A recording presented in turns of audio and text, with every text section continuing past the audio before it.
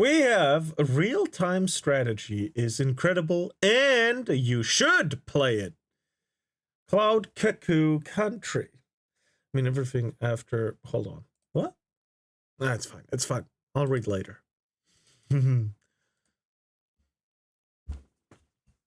All right.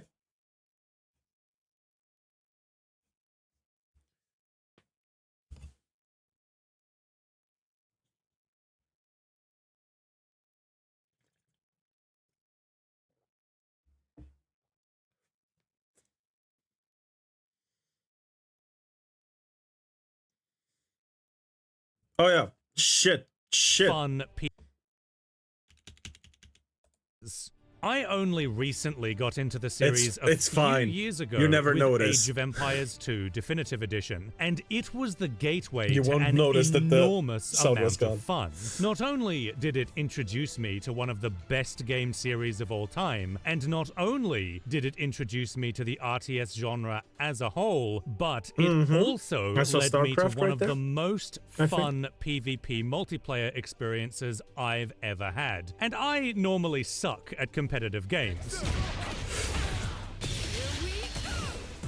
But I've actually really enjoyed my time learning the skills to play these games and playing with friends in pub lobbies, on the ranked ladder, in customs, playing with Ma. The RTS genre is dead. RTS is dead. Why did the RTS genre die? Is it on its last legs? Very potentially. Essentially, complete commercial death of the genre. There is a sickness plaguing the RTS strategy gaming genre.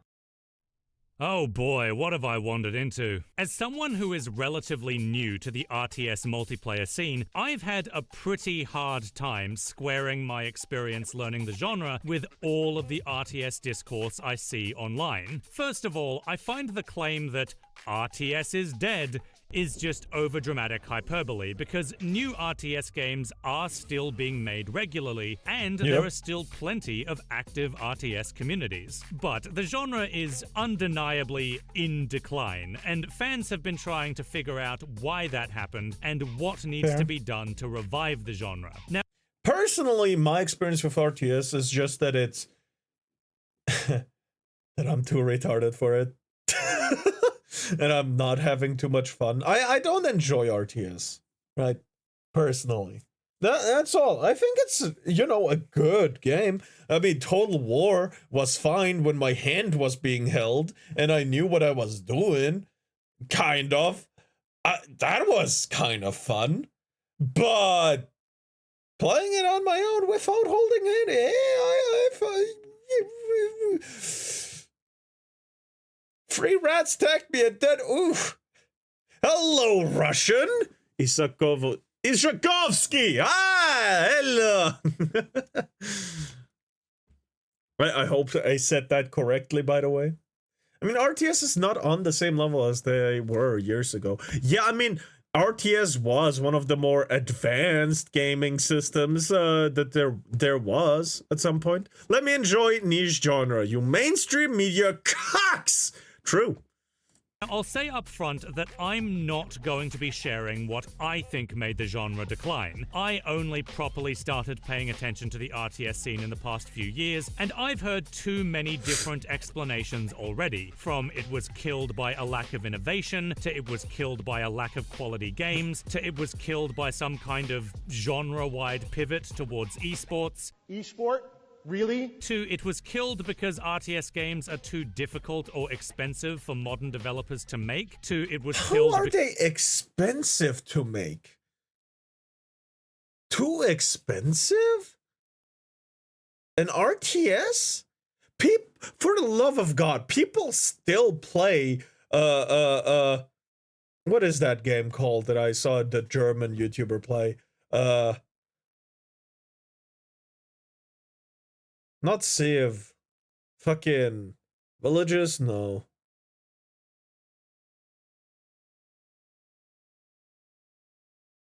Cultures too?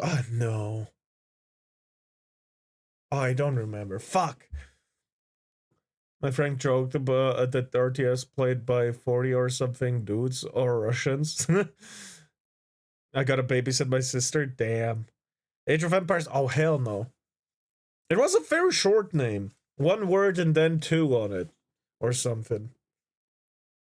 Anyway. Because RTS games are too difficult to monetize. Everyone else has already stated their explanation for why the genre declined, and you don't need to hear another one from me. However, there is one persistent narrative mixed in amongst all the moaning and complaining in RTS discourse that I think StarCraft, is no. utterly incorrect. And it's that it had the civilizations you had in it were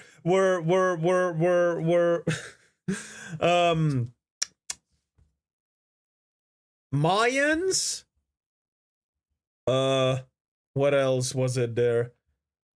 The main resources were stone, wood, and metal, I believe.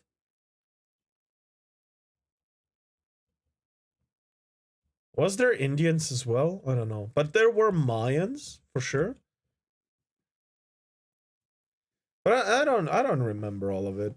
the real-time strategy PvP multiplayer scene is too difficult for casual players to get into. 20% stick around for the hardcore multiplayer. People say that RTS PvP is hyper-competitive, that these games are basically nothing but rote memorization of optimized playstyles and a contest of who can mash their keyboard the fastest. That it's impossible for new players to get into because you have to play perfectly at high speed and making a single mistake loses you the game, and RTS is the hardest genre ever made, something Dark Souls. If you suck, you should lose.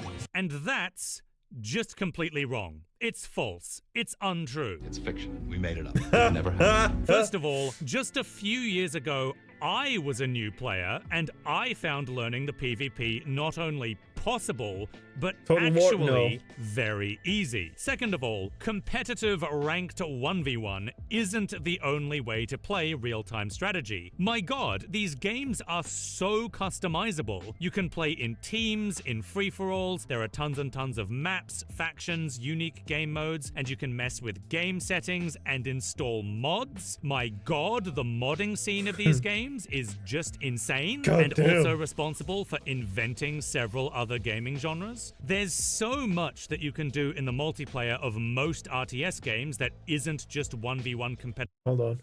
Have you seen the have a happy relationship with your hobby video from Bricky? If not, you should. It shows how fake he is. What? Have a happy relationship with your hobby? Huh? Alright, I think I'll check that out. Mines, I think I have something. Ooh.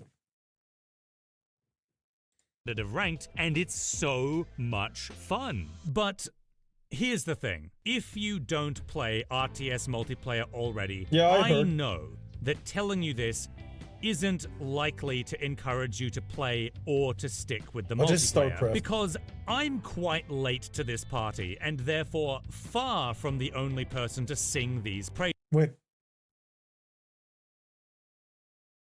No. No. And yet, RTS multiplayer still has an incredibly hard time convincing new players to try it out, and crucially, to stick with it through the learning process. It's not that no one except a hardcore niche wants to play a multiplayer RTS, but more so that most people who want to play tend to bounce off extremely fast, either when they just start looking into it and get absolutely assaulted by the brick wall of abstract information that is the majority of RTS community tutorials, or they play a couple online matches and get so roundly demoralized by the first few players they run into obliterating their base that they quit and never come back. The problem facing real-time strategies multiplayer isn't that it's not fun, too competitive, or that nobody wants to play it. It's incredibly fun, nowhere near as competitive as people say, and there is a sizable number of people who have,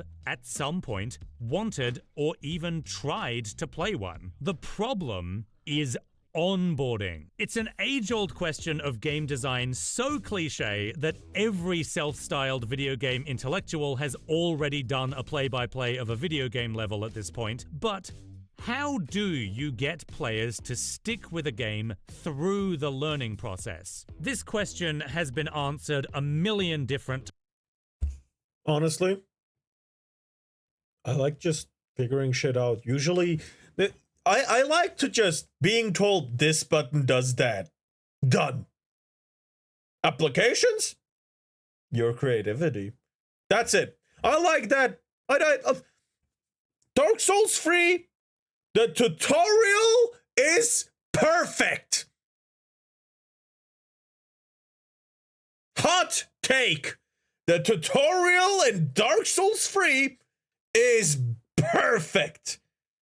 If you look around, you can find the tutorials. There are signs on the ground. They tell you R1 hits normally, R2 is heavy hit. If you stand behind someone and press R1, you backstab them. That's the tutorial. And you gotta search it too, if you really want to find out how it works. And you know what comes after it? You know, there's a couple of enemies in there, like a few really, really weak ones.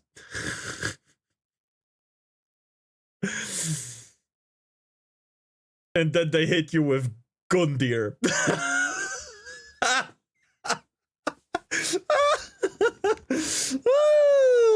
Ludex Gundyr, they hit you with Ludex Gundyr. It's so good. It's so fucking good. Founded Rise of Nations, Rise of Legends? No. I'll look for it a little later. My introduction to video games was Unreal Tournament and RTS games. Fair. How do you get people to understand the game? My brother in Christ. That's what the campaign is technically for. Yeah. Times for seemingly every genre except multiplayer RTS, and even seasoned RTS developers don't appear to have an answer. Frost Giant Studios is comprised of people who worked on StarCraft 2, and they posted on Reddit a few years back asking players what their experiences with onboarding was, so it seems like, at least at that time, they weren't confident. Dark Souls 3. I peak in every way. Mechanics, world building, weapons, Exiled sword fan, by the way. Exiled great sword fan, by the way. And enemies. The dancer's armor is the best. It makes your character butt bigger. Butt buff. Yeah. No. Seriously. My favorite axe is actually the Dragon Slayer. Great axe. For the only reason because it is the final form of great bonk with lightning. You stand there, you put your weapon above your head, and you crash it down on the enemy. It's my favorite weapon ever in the history of ever. Man, I love that thing. Hello, upcoming beauty. With any solutions to the onboarding problem either. And that's why I've made this video, because I am a recent convert to real-time strategy, and I've also managed to successfully onboard several of my friends as well. Does that mean I know the answer? Probably not, but I'm going to try making my own overly long beginner's tutorial for one of my favorite games and see if that can provide any insight at all for how to onboard. Wait, what the fuck? That villager is fighting back! Mine is Artorias Greatsword. Hopefully I'll see it the next convention this year and not overlook it. Ooh! You're already flirting with your chat. Interesting. No. It's just because I'm giving back the same energy. That's it. Fuck you. Players. And the game I'm going to over-explain is Age of Empires 4. That's not a joke. This is actually the game I onboarded my friends with, and they've stuck around. So, whether you're an old veteran of the RTS scene or a newcomer, a multiplayer or single-player enjoyer, or if you've never played an RTS game before... Mummy gay and that's fine. What the fuck? Go suck a dick, you piece of shit. Or in your life, Welcome. This video is not about whether or not the RTS genre needs to change, what it needs to focus on, or how it can become more popular. Instead, I'm here to talk about how to onboard players into real-time strategies PvP multiplayer as it exists right now, using Age of Empires 4 as my primary example. Damn. And I hope you find this video useful. But first... You're wrong about APM. What is APM? Stop me if you've heard this before. Make an RTS that is fun to play. Do not pay attention to AP. Focus more on strategy and tactics and not APM. I do actually like RTS games. I just find competitive APM. I love the focus on squad equipment, troop variety, and positioning on terrain rather than 5 bajillion AP. RTS games online are entirely ruined for me by get good AP. RTS requires way too much AP. 80% of your brain power is devoted Action to per minute? But that is a deciding factor in real-time strategy games in RTS. What do you mean? If you like to take your time, and that's okay, that's fine. Maybe like, no, it's not. He will explain why. But isn't it a very deciding factor in like competitive gameplay? If we're talking normal PvP, yeah, no, it's not preparation and stuff. There is way more you can do than just you know, actions per minute. But at the same time, the fuck? Because you can, if you don't like APM, play Total War with their turn-based stuff. In pro play, yes. In online play, not always. Yeah, no, I agree. I agree. But the more competitive it gets, the more actions per minute you need to have. That's the same reason with speed chess. In speed chess, you're bound to make mistakes 100% of the time. Look at the like grandmaster players. The best chess players lose because they made too big of a blunder in speed chess. In normal chess, they will most likely win. Total War also have micro that can make or break game like Magic and Warhammer. I mean, yeah, in the fights, but the fights aren't so fast where you can, where that matters to this extent. I think. Speak about strategy games as a whole, I almost got King of Games rank in Yu-Gi-Oh! Duel Links with an Exodia. Ooh, the Exodia deck? God damn. Modern RTSs have increasingly fallen prey to grognard capture, emphasizing the APM required for RTS games is inhuman for real. For those of you who don't know, APM, or actions per minute, is... You need at least this much APM to play real-time strategy, is something I heard a lot even before I decided to try out Age of Empires 2. And the number just keeps going up. All my friends who got me to Brood War all told me not to play Terran, especially if my APM wasn't above 250. It's gonna be tough if you make a game that's perfectly balanced on the idea that you need to play at 400 actions per minute or you instantly die. APM is one of the most commonly cited reasons for staying away from RTS multiplayer. It's widely considered to be an enormous barrier to entry, and there are many, many people who believe that maintaining a constant APM in the 200s or 300s, or whatever number is in the discourse this week, is a necessary skill in order to play the multiplayer at all. And, of course, my personal favorite sour comment from the naysayers is that real-time strategy has become more about APM than about strategy. Now, I'm not a professional RTS competitor, so I'm not going to be commenting on how necessary APM is at the professional level. But what I will say, and I'm gonna be honest, it feels crazy that I even have to point this out, is that the vast majority of RTS players whom you will encounter in pub lobbies, quick match, and even the ranked ladder are not professionals. And yeah, it's the same thing with Call of Duty and shit. In Call of Duty 2, the game didn't make it possible for you to be on every inch of the map within a second. You were simply not fast enough to do that because there were limits to your character. They removed those limits in the newer Call of Duties, and look what that got them. That got them the fucking YouTubers and streamers that were like, oh, this is good, and the casual players that left. The casual players that gave them clips, by the way. And now they have to make clips with other content creators instead. Because, wow, look at me having a rocket launcher kill on this really famous streamer. This is not a shot at anyone specific. I'm just making an example. What the fuck? No, hold on. I gotta make something clear. No. No? No. You sure? Yeah. All right. He understood instantly. So yeah. You know, in shooters, the same thing, just a little different. Fucking the aim community. Don't get me even started on that shit. That's some bullshit. They're lying.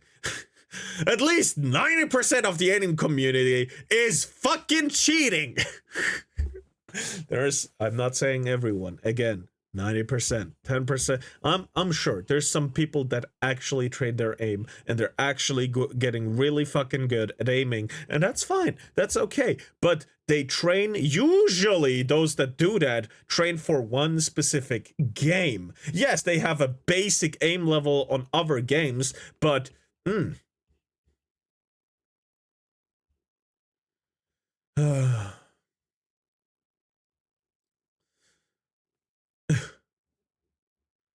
Total War also have micro that can... Okay. Speaking about strategy games as a whole, I almost got King of Game... Oh no, I read that already. Plus, system is literally real time if you watched more Warpstone vids.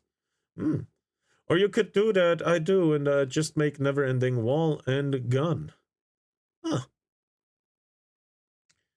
He micro every work. This guy's insane. Pretty boy, have you played RTS before? Does... I think Total War counts, right? I played the tutorial in Total War, and then got my ass handed to me in a campaign, and then I stopped playing the game, because I realized I'm not having much fun in RTS games. Or at least Total War. Free, by the way. I have stuff to do. I'm here to say that I might be done drawing tomorrow if I don't sleep. Sleep! Well, bye and have a nice stream. Goodbye! And are nowhere close to the skill level of professionals. Is he not? Yes. Oh, he sees it. Oh, and did he patrol? Oh god. Oh god. He patrolled into a castle, boys. Oh no. Oh no. And now he's running into the lions. Oh god. No. There's more lions. Unless you're talking about tournaments or the very, very top of the ranked ladder, which I assume most of you don't care about outside of being a spectator, having a high APM is not only not necessary to be able to play, have fun, and win games, but as a skill, it actually has incredibly diminishing returns of effectiveness compared to all other skills at the non-professional skill levels. If you're a beginner, an intermediate player, or even reasonably high on the ranked ladder, working to increase your APM is actually one of the worst ways to improve your performance. Yep. And the skills that tend to make a far greater difference at the non-professional levels is stuff like knowledge, game sense, playing proactively, and, yes, strategy. But don't just take my word for it. People in RTS communities to this day are trying to dispel the notion that you need to be fast to play well. Sometimes new players get the idea that speed and maximizing little efficiencies are the most important things to focus on to improve. But as basic as it might sound, I think learning to make the correct decisions... I mean, it's in every game, right? In shooters, it's understanding how the movement works first, then most of the guns. so you know what ranges they kill at, right? Learning your own playstyle, and then aim usually, because what can you do? How are you gonna train your aim if you're not alive long enough to even try, right? For me personally, I got better at Rainbow Six Siege only when I started at prioritizing staying alive. When I prioritized staying alive over making a kill was when I got better. And then I get into strategies, I got into strats, right? Then I started trying to improve my aim, which helped the least amount compared to other stuff. Outsmarting people was so much more fun too. Back when the game was good anyway, and actually had people to play with. But yeah, that's my experience in that aspect. Wait a minute, this video is 1.5 hours long. Who the fuck? Who made this? No!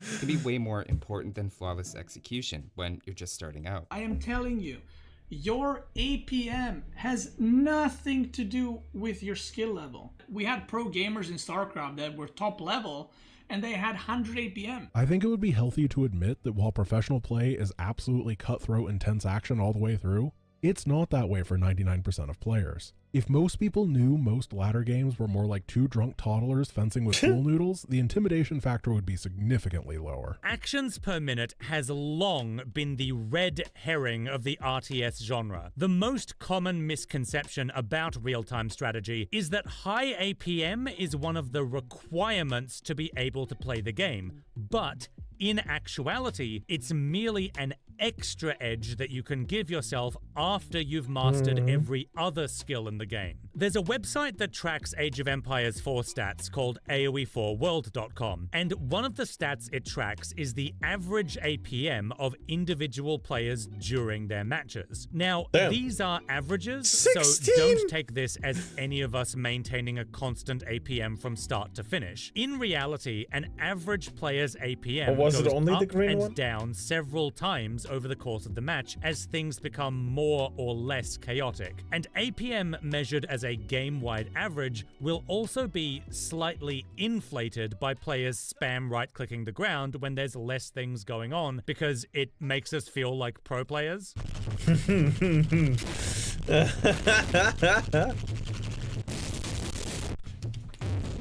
From AoE4 World, I've learned that most players in my games have APMs somewhere between 50 and 150, including me, by the way, but also that there are plenty of instances where players with significantly lower APM beat players with higher APM. Sometimes the difference in APM is quite stark, and the lower APM player still wins. Today the goal is to play as slow as possible. Ideally I want to stay under 100 APM. Below 100. 64! How could that possibly be? Well, if you're making bad decisions, then the only thing that having a high APM will do for you is have you make more bad decisions faster. In fact, at lower and intermediate levels, slowing down a bit to give yourself room to think and strategize will actually give you way more success than mindlessly sticking to a failing plan as you abuse the heck out of your keys. Please put in your video that I play with a higher APM than you, and I am not as good as you. So, if I've thoroughly convinced you that high APM isn't a skill you need to learn, let's move on to what you actually need to learn.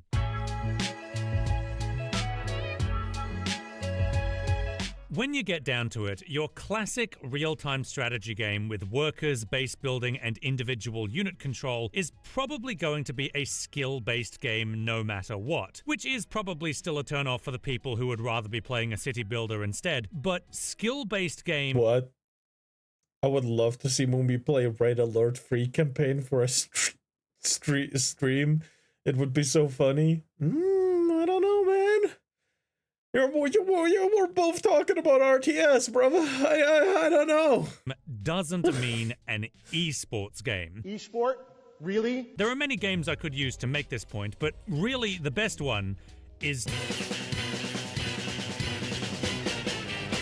TF2 has plenty of skills and advanced techniques to develop. The informational brick wall at this point is incredibly dense and the skill ceiling is incredibly high. And yet TF2 isn't known for being a sweaty, hyper-competitive esports game. It's known as a casual game. And that's despite the fact that TF2 has terrible onboarding. The majority of newcomers are probably just going to get dumped in a random pub where there's a high chance they get farmed by some spy main with 2,000 hours. But here's the thing. If you're the type of person who would be trying out Team Fortress 2, you're already familiar with the absolute basics of the game. And I don't mean that you have a general idea for what the classes do, I mean the absolute basics. The basics so basic that you probably didn't even think about them. I'm talking about moving through a virtual 3D environment and controlling a first-person camera. She spent a lot of time wrestling with the camera in third-person games, and she wasn't all that great at moving and looking around. All right, look! Dark Souls is infamous for its camera! Yes! But spending hours wrestling it? No! It's split seconds that fuck you up. How the fuck do you stack up hours? My brother in Christ! It's not that bad! Oh my god. Yes, movie Red Alert 3 campaign is the only co-op campaign in the series. Goddamn. The same time in first-person ones. Due to her not rotating the camera around a ton, she didn't always get a great sense of her surroundings. These are not innate skills that people just know. They have to be learned. Just ask Nintendo, because they actually... Wait, that was the dude that makes his girlfriend play different games. I know. I understood now. Okay, that's fine. That's fine. But she doesn't have the, you know, not even the basics down of a controller, so, you know. Make games for people who haven't played games before. Tilt up to move Mario forwards. But 3D movement and camera control are the basis of so many games that if you've learned them once, they're basically... we're watching Real-Time Strategy is incredible and you should play it. This guy basically tells you why you should play RTS. Real-Time Strategy. But yeah. The only game I had issues with the camera with was the first Devil May Cry. I lost so many fights because of the random view switches. Alright, but that's not a third-person thing. That was, you know, that was a stationary camera that would go, you know, that had placements? And that's quite a bit different from a third-person camera, right? That is like behind you at all times. Or, you know, you can turn. And if you're gonna play Red Alert 3, we will play it together because I completed it on my PlayStation 3. Goddamn. Nice. Can I recommend a video? Sure, in the Discord on recommendations. Transferable. No, it'll take a while when I get to it. Also, Mario 64. No! Mario 64 had a brilliant camera for its time. That's not true. Oh, had third-person cam. Okay, yeah, okay, fair.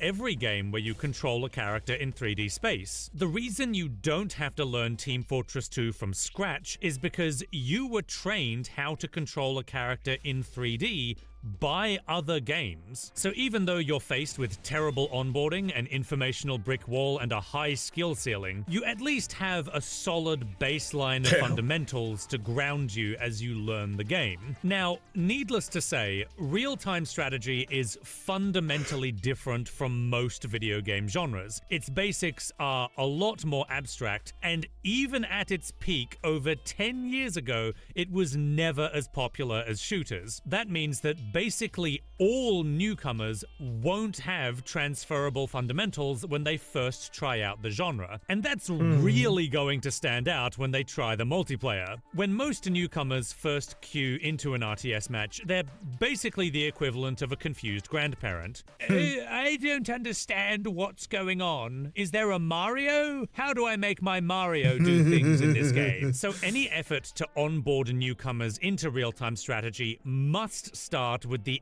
absolute basics. The basics so basic that all RTS players who regularly play multiplayer don't even think about them anymore. And I guess that begs the question, what is this genre's equivalent of moving and aiming? Taking into account the diversity of the genre, the fact that we have worker-based RTS games and RTSs with no workers, individual unit control versus squad mechanics, complicated base building and economy management versus no base building and automated economies, fighting on the battlefield versus fighting on a commodities market. What is a skill that would let you pick up any real-time strategy game and have a baseline that you can build from? I'm sure there are plenty of RTS players who would say differently, but my answer is So, if you've never played a classic real-time strategy game before, all the basic mechanics are incredibly easy. To move units, you select them with left click and then right click where you want them to go and then wait for them to get there. To make structures, you click an icon and then click again on the ground and then wait for it to finish building. To make units, you click the building that makes them and then click the icon and then wait for the progress bar on the unit to fill up. It's all very straightforward, takes more or less no mechanical dexterity to execute, and is surprisingly very slow considering the genre's reputation. You might notice there's a lot of waiting for things in real-time strategy. But you see, the challenge and the fun is that to play well, you have to juggle all of these simple tasks at the same time. These games aren't simply build your base, then recruit your army, then start fighting each other. Instead, you want to be building your base and recruiting your army and attacking or retreating with your fielded units simultaneously. This is why there's so much waiting in between you giving an order and the thing you wanted happening. The game isn't slow to waste your time. The game is slow to give you the breathing room to split your attention. You're not actually supposed to be staring at your building going up or watching your units slowly pop out of a building one at a time. That's about as fun as watching paint dry. No, the way that RTS players play is they'll order several buildings and several units all at once, and while they're waiting for all of them, they'll look away and give orders to their army. Maybe even split their army up and have it do work in multiple areas. They'll defend the flanks, capture objectives, bring the siege forward, send in a raiding force, sabotage their opponent, and they'll have their army doing all of these things at the same time. That sounds incredibly chaotic, and yeah, it is. It is. The chaos is part of what makes this type of game incredibly Damn, that's a huge fun, fucking but cannon. You'd be surprised how easy it is to keep on top of it Hello, all. Zach. RTS battles feel ginormous, and winning an RTS battle makes you feel like a goddamned tactical genius. There's a lot of room in the game system for individual strategy, tactics, skill expression, and creativity. And when you think of a novel strategy on the fly, tell your army to do it, outwit your opponent, and it works, you will be hootin' and hollerin' and feeling mighty powerful. I see it. The best analogy for playing an RTS skillfully is juggling. When juggling, you have multiple objects, balls usually, that you're trying to keep in the air, but you only have 2 hands and 1 brain. Even so, humans can still easily learn to juggle 3, 4, 5, or even more balls, because after a ball is thrown, it will remain airborne for a short time window, which gives the juggler the opportunity to catch and throw the other balls. Real-time strategy is very similar. You have several different tasks that require your attention. Once you get one task going, there's a short time window before you have to pay attention to it again, and that lets you give your attention to another task. StarCraft Brood War is primarily not a strategy game. It is secondarily a strategy game. Primarily, StarCraft emphasizes the real-time aspect, the idea of how difficult it is to juggle all the things that one must juggle to be a commander. It is a game that perfectly embodies really the commander fantasy. Back in 2020, I streamed my... Fair enough, actually. That's a pretty good analogy from what we've heard so far. Hold on. I know RTS where you don't control anything. Oh? I tried to find it. Give me a sec. Goddamn. You always want to be expanding. Hello again. Hello, Zach. I said that. And also acknowledge that you changed your name. This is an advanced level of tactical thinking. Yes. Please, cute boy. Please, do one stream. On red alert free. Please, pretty boy. I look at the game. Maybe I like it. Maybe I won't. I'll look what is going on and then decide. But it'll have to wait a long time. There is a backlog of games. Playing Age of Empires 2 back when I was still pretty new, and you can see from the footage that I'm bad at the game. My base management and my unit control is all lackluster. I mess up my build order almost every game. I'm making mistakes constantly. I was very, very clearly a new player, but you can still see me doing some basic multitasking. I regularly snap in between my base and my army, making sure that I'm frequently giving my attention to both of them. And this is what lets me play skillfully and win games against other players, despite being new to the game. Oh, that was clean. Ooh.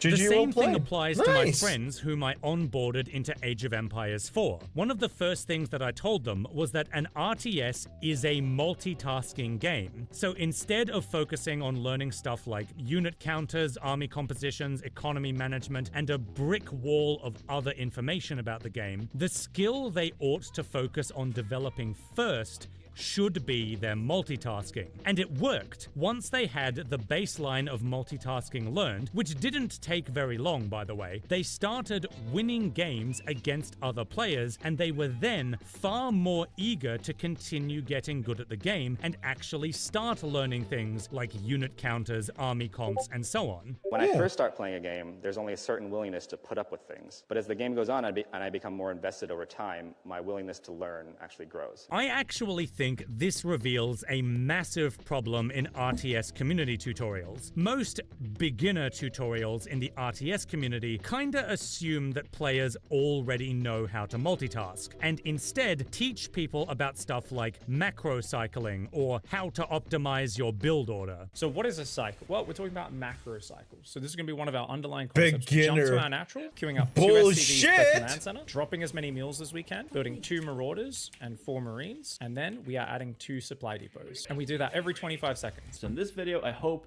it's going to help pretty much everyone, and everyone included, including the beginner players, the low-level players, and even intermediate players. First step, 2 houses, bring the sheep. There was already too fast. My God, you're teaching. That is already high level players. Not like really high, but that is already the upper bracket. You piece of shit. That is not a beginner guide. Oh my God. It's like, I'm gonna teach you how to snipe. And then hits a like quad shot, killing 5 people with a single bullet, and said, yeah, this is pretty basic beginner stuff. Let me just show you more. And then dominates the fucking round by quick scoping every single motherfucker around the corner instantly without using wall hacks, because he's just that good. That's the equivalent of this. Catch it, Moomy. What the fuck? Back. If it's still early on, you can scout what the sheep you get. Look, I don't want to trash these tutorials. They're all fantastic, and from reading the comment sections, it's clear they've helped a lot of people. But I can't help but notice that the commenters who are saying these tutorials helped them start winning more games also seem to imply that they were already playing the game competitively. The people who found these tutorials useful were already on board for the multiplayer and were looking to start improving their skills. Exactly. These weren't beginners. These were already people that were, in the game. These aren't people... How do I... My mom. If I showed my mom this tutorial, she'd look at this and like, oh wow, he built 2 houses. And he's already 5 steps ahead when she just realized the 2 houses were built. He did 20 steps already. Too many knowledge that my brain can't keep up. Intermediates. Yeah. It's bullshit. While there are But still some still. comments sprinkled in there from people who were actually discouraged from learning the game by Yeah. watching these tutorials, which kinda makes sense. If you're brand new, or you've only ever played single-player RTS, and you want to know what the first step to learning how to play against human opponents is, of course you're going to think the game is too hard for you to play if a beginner tutorial already looks like it's a few steps above what you're capable of learning right now. If you're an absolute beginner, then macro cycling, or micro or optimization techniques, or a brick wall of information about units and builds is not going to help you. What's going to help you is learning basic Never played that game. Me neither. I've never played this either, but I was interested for a little bit in RTS, and people wanted to see this, and this is actually very interesting because I can draw comparisons. Oh, my favorite comparison is Destiny. Destiny 2. When I tried getting Frosty into the game for the first time, I went about it the complete wrong way. I tried to make him build a build already. First thing, I didn't let him play the game. I didn't let him figure it out. I didn't let him see the different weapons. And it went wrong. He didn't play it for half a year. And when I got to play again, instead, I just played with him and I showed him my build while playing. Not like explaining like, oh yeah, blah, blah, blah, blah. I'm like, oh yeah, you can do this pretty quick. Yeah, as soon as we get through the story, we get you a few extras, you can probably build something similar instantly. You know, let him figure it out. Let him look at the stuff, unlock the abilities, and keep up. Think fast, Chucklenuts. Here's a build. Here's a build. And yeah, but yeah, it is what it is.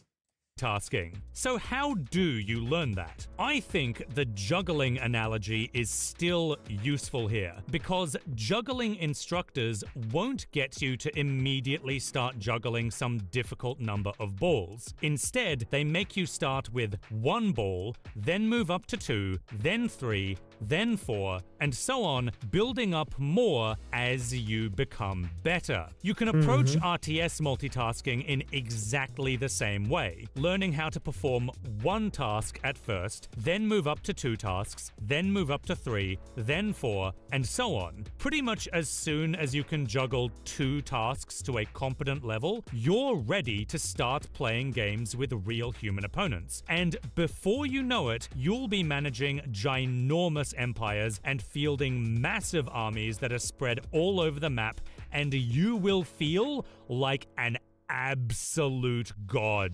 Fair enough. Oh! Yo, I played Destiny. Only Destiny 1. I played both 1 and 2, and I can tell you, I loved 1. Loved 2 for the beginning part, and after Forsaken, I had less and less and less fun. At some point, skipped an entire season, came back, reignited a small flame, and it slowly diminished again. I didn't overplay, mind you. I wasn't at a point where, oh yeah, I have nothing to do this week. I have to wait for next week. I always had something to do. I slowly did everything. Slowly and slowly. The grinding was the funnest thing to do, actually.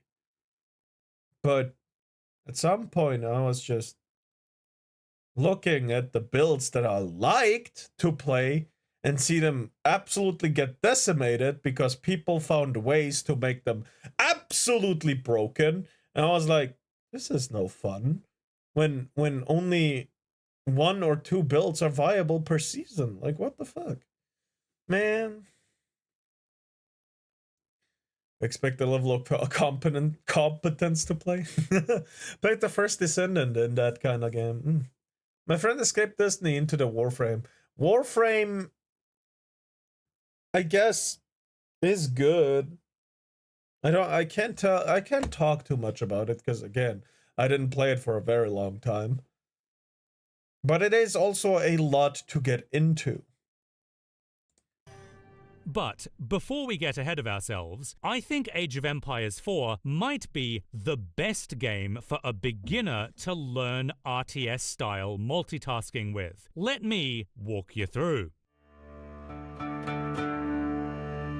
In Age of Empires 4, there are 4 resources: food, wood, gold, and stone. To get resources, you have to gather them with your worker units called villagers. The more villagers you have, the faster you gain resources, which lets you make more and more stuff. You can train villagers from your central building called your town center. If you click the villager button several times to queue several villagers in a row, the town center will work on producing them one at a time, and villagers take 20 seconds to produce. So as long as there's at least one villager in the production queue, your town center should be producing one villager every 20 seconds. You want your town center to continue doing this until you have at least 100 villagers. No, not 30 or 40, not 60 or 70, 100 or more. You want to be making a lot of stuff, so you want a lot of villagers. However, it costs 50 food every time you put a villager in the town center's production queue, and you only start the game with 200 food, enough for only 4 villagers. So the first thing you want to do is get more food. Luckily for you, you also start with 6 villagers and 3 sheep next to your town center. So left click and drag a box over your starting 6 villagers and right click one of the sheep to tell them to start gathering food from it. This should, for the time being,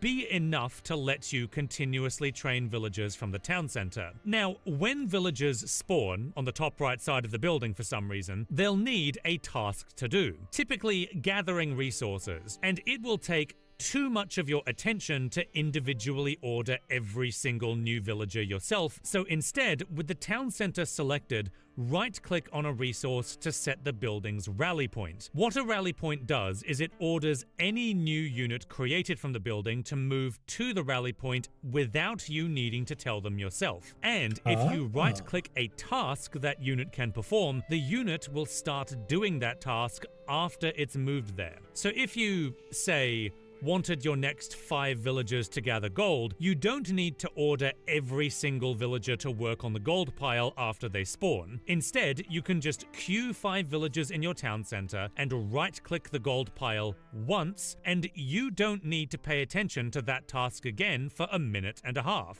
Now, in addition to gathering resources, your villagers will also construct buildings, and there are 4 buildings that you ought to know about at this stage of the game: houses, mills, lumber camps, and mining camps. All units, including villagers, add to your total population, and you can't have more than the shown maximum, but building houses will raise the maximum for each house you build. So basically, as your town's population grows, you want to add more houses. Simple enough. Mills, lumber camps, and mining camps act as resource drop-off points. You might notice that the villagers gathering food don't put it straight into your bank, the panel down here showing your available resources. Instead, they gather until they're holding 10 food and then have to drop off the food at the town center, and then it ends up in your bank. This means that if villagers are gathering a resource away, I'm gonna predict if it's under 10, they're just gonna hold on to it in their inventory or not bring it back, even if the cat test is complete. Damn! So you have to order them somehow to bring it back, even when they're not full. Ho ho! Also, look, I don't know how to do this, but if you don't know the basics, keep trying. Ask for matches with friends and have them play it casually. That's exactly how I got into Destiny 2's PvP. I, for the most part, played very, very little PvP. And at some point, I tried out a weapon, thought it was really fun, went into PvP, and you know, because I thought this strategy makes sense, because it was the only weapon with bullet drop-off, like bullet physics. it was slow projectile that would drop slowly. So I shot over a stone to enemies and hit them and make them low. So that's that. And I found people who were like, hey, yo, you're funny. You play the worst weapon in the game effectively. How the fuck? and I was like, wait, this is the worst weapon in the game? I mean, I knew its reputation, but that bad? And I met these two people that were playing PvP, and then I played with them and against them, and that's how I got into PvP very, very seriously. And we actually won quite a few matches. I ranked up. I actually even got into the highest rank you could in the PvP competitive scene, which was 5,500 points. That allowed me to unlock one of the best weapons for PvP at the time. They nerfed it. That's sad, but still.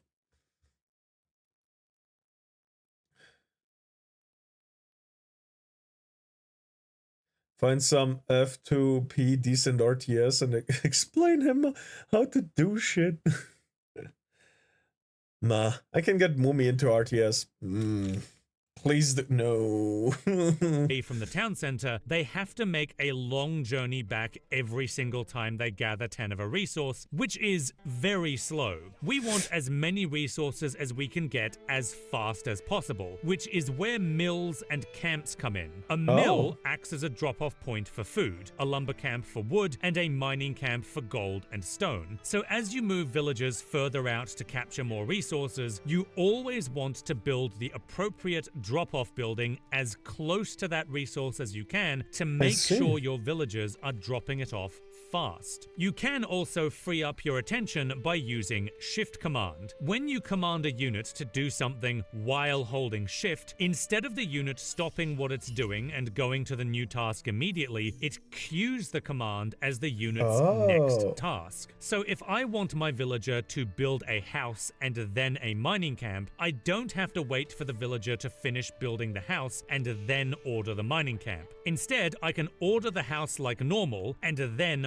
while holding Shift, order the mining camp, which will make the villager build the mining camp after it's finished building the house. Using Shift commands to order several things in advance is the main way that RTS players free up their attention. Very straightforward. Holding down Shift to queue up commands is always how you queue up anything. You'll notice I'm queuing these up to move along the edges of the map to simulate actual harassment. If there's a complicated series of tasks that you want a unit to do unsupervised, you can order all of those tasks in advance and then not pay attention to them for the next few minutes. This is the basics of base building in Age of Empires 4. Make villagers, keep villagers working, and build houses and drop-off points. Okay, so your 3 starting sheep should last you for a short while, but you're going to have to find more sources of food. There are berries within your town center's sight range, however, we're ideally not going to use those because they gather slower than sheep. For now, it's best to think of berries as a fallback for if we can't get another food source. Instead, there are more sheep scattered throughout the map, and those sheep will become captured and leashed by scouts that move close to them. Now, you can't actually see the sheep out there in the mid-map because the game uses a fog of war system, and the maps are randomly generated and concealed. So, at the start of games, the map is completely obscured by black, and you won't know exactly where everything is. However, scouts move relatively fast and have enormous sight range, so they're also the best unit for revealing the map, meaning the very start of a typical Age of Empires 4 match is spent revealing the map and looking for sheep with a scout. It just so happens that you also begin the game with a scout. If you're still trying to get used to base management, you can, if you want to,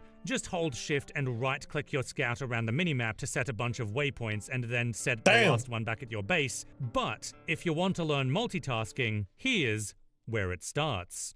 Oh. Damn. So your first task is to keep your economy We're at 34 minutes and we're at task 2. Fuck you, buddy. Fuck you. I'm kidding. JK, I will not do unless you want me to. Or you can hunt while I am as an hunter. Oh, okay. growing. That means keep your town center. I mean, I'm willing to try, but again, I'll look at the games first, or simply make him bite tooth and tail.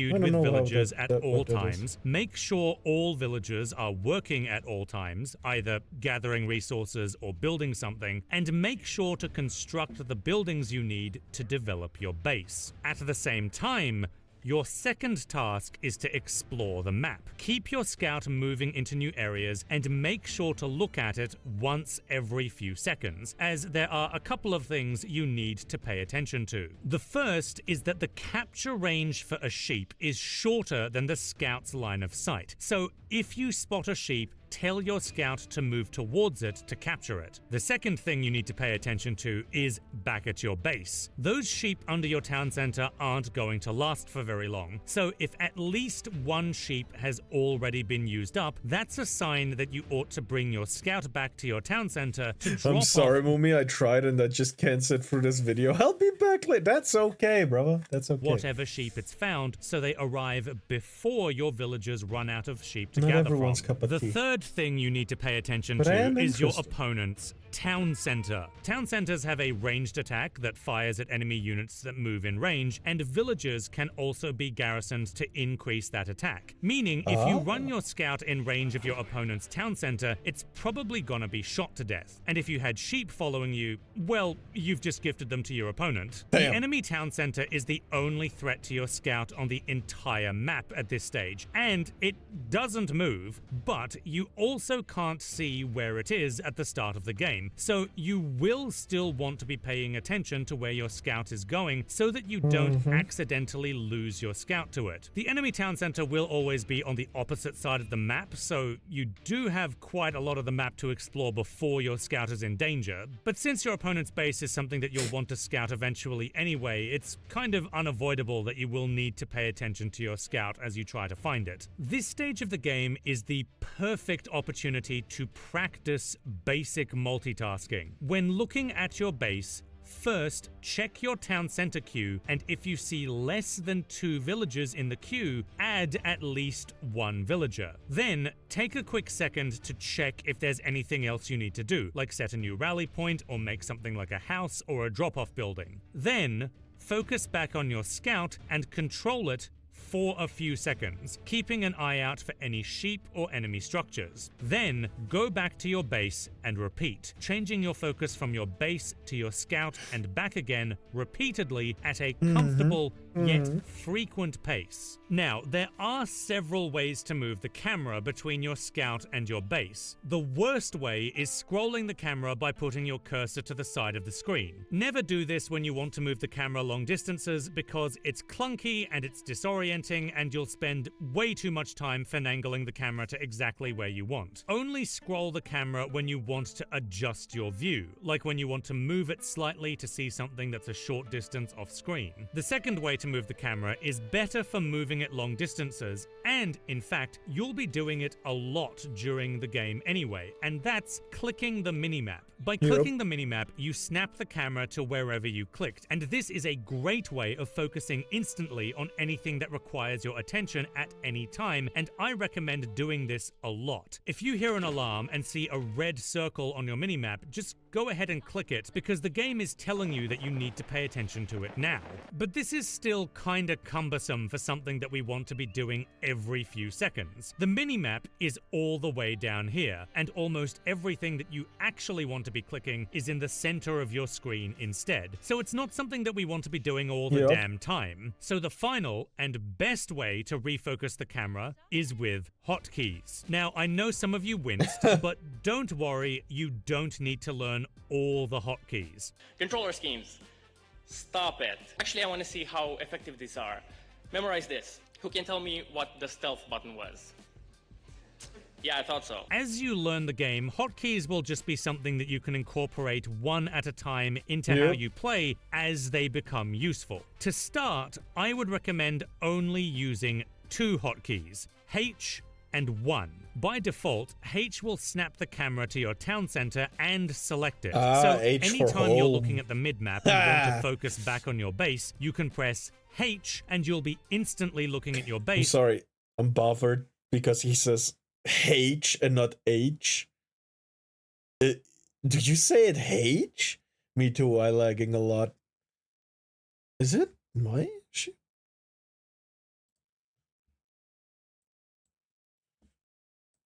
There. With your most important building selected. One, meanwhile, is a control group. What's a control group? Well, basically a way to save one or more units or buildings for you to select at any time with number keys. 1 corresponds to control group 1, 2 to control group 2, and so on. Control groups are actually how RTS players manage multitasking, because you can put different groups of units or buildings in different control groups. You can put a set of production buildings in control groups to let you train new units without even looking at your base. You can put villagers in control groups to preemptively set up for if you need a precise number of villagers to do something. There's a lot that you can do with control groups, but for now, we're just going to be control grouping the scout. You can set control group 1 by selecting whatever you want to make the control group, holding control and pressing the 1 key. From then on, you can press the 1 key without... I remember this, actually. I did the same in Total War. Sometimes even buildings are located in control groups. Yeah, the whole building is on H. I think I need to do RTS recommendation list, but who will you trust if not video game reviewer? Friend. Sometimes there are a lot of formats in RTS, so my internet's the need stuff. Okay, no, holding control to select those units or buildings from anywhere on the map. And if you double tap the 1 key, you'll also focus the camera on those units or buildings as well. So this is how we're going to multitask the scout and our base. Before sending the scout, select it and assign it to control group 1. Then, whenever you want to snap the camera to the scout, double tap the 1 key and you'll immediately focus on it and be able to give it orders. After you've given it its orders, press H to instantly focus back I'm still on your bothered base. by how Keep this guy says snapping back and H. forth between your scout and your town center at a comfortable but regular pace. And just get used to this type of multitasking, because this is actually the most basic version of how to play an RTS skillfully. Snap back and forth between... I'm sorry, hold on. Fucking...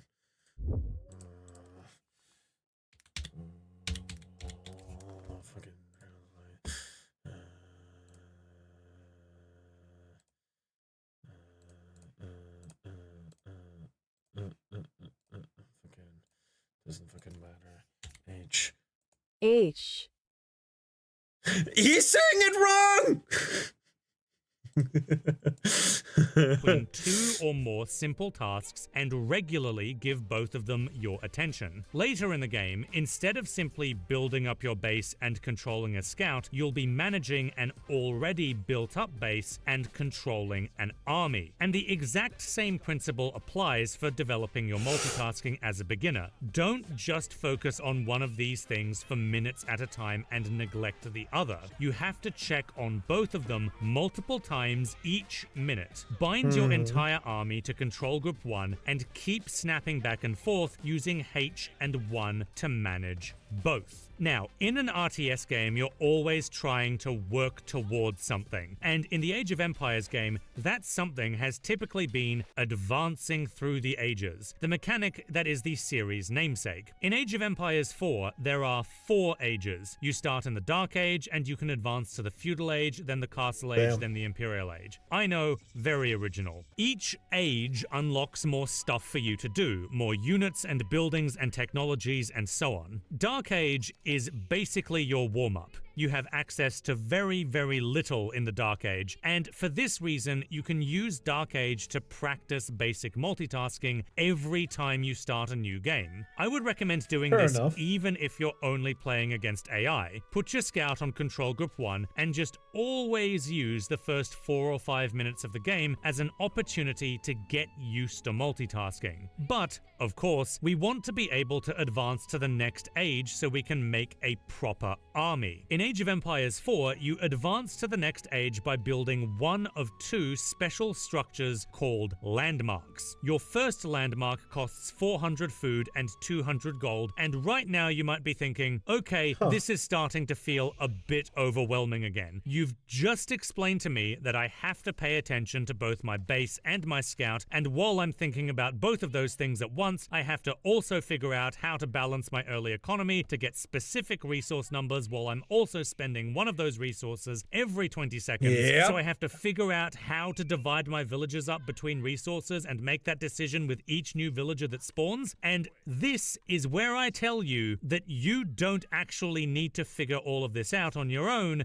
because of build orders. So a build order is a set of instructions that RTS players memorize or have written down on a notepad or a second monitor or something, and then execute at the start of games to put themselves in a competitive position. You can think of build orders in RTS like openings in chess. Chess players will often memorize openings to make sure they're always putting themselves in a competitive position in the early game. But this doesn't make high-level chess stale. Firstly, because there are a lot of openings to choose from. The Vienna Gambit, the Scandinavian, the Caro-Kann, the Sicilian, the Ponziani, the Yanish Gambit, the King Petrov. And because a typical chess opening will only take you as far as the first 6 or 7 moves before you have to start making the kinds of tactical decisions that makes chess such a great game. Likewise, there are a lot of build orders in Age of Empires 4, and they're all different for each civilization in the game. There's a set of build orders that give a variety of different openings for English, and those are very different to the set of build orders that work for the Holy Roman Empire, and both are different still to the build orders for the Chinese and the Abbasid dynasty and the Delhi Sultanate and so on for every other civ in the game. An Age of Empires 4 build order will also only take you about as far as the first 4 or 5, maybe 6 or 7 minutes of a match, maybe with some minor adjustments depending on the map or the matchup, before you're entirely on your own. However, by the time a build order ends, you're in a competitive position and decision making becomes a lot easier. This is why I actually recommend that new players learn just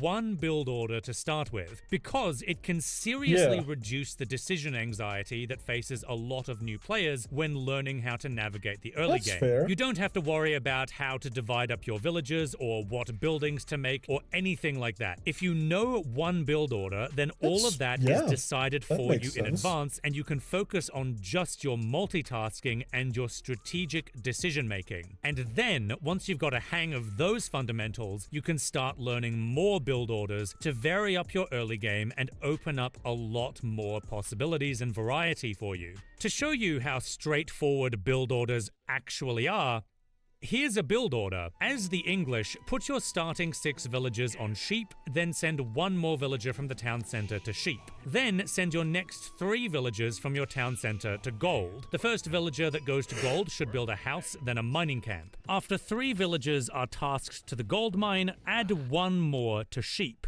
for a total of 8 on food and 3 on gold. Then rally your town center to wood. Remember to build a lumber camp with the first villager that goes to wood, then forget about rallying for the time being. Make sure that you have no more than 2 villagers in your town center queue, and then when you have the resources required, you'll hear this sound.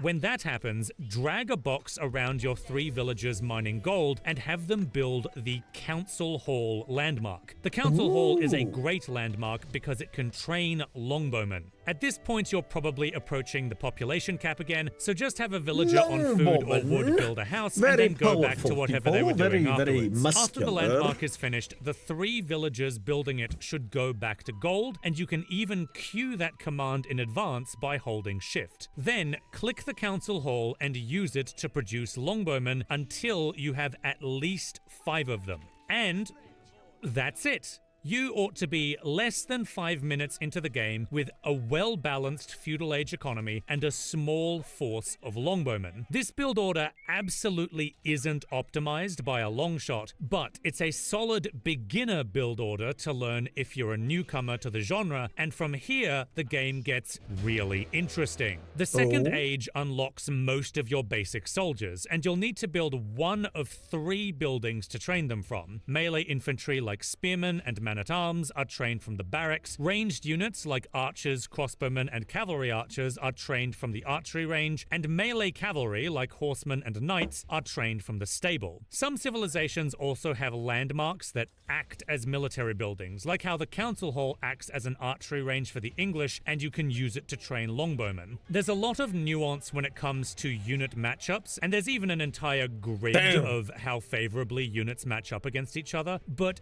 generally speaking, barracks units counter stable units counter archery range units, and archery range units counter barracks units. Basically, spearmen counter cavalry, cavalry counter archers, and archers counter spearmen. But, of course, most armies are made of more than one unit type, which can make things complicated, and as beginners, we want to avoid that. So here's the best army composition to make when you're just starting out. A mass of archers plus a supporting squad of spearmen.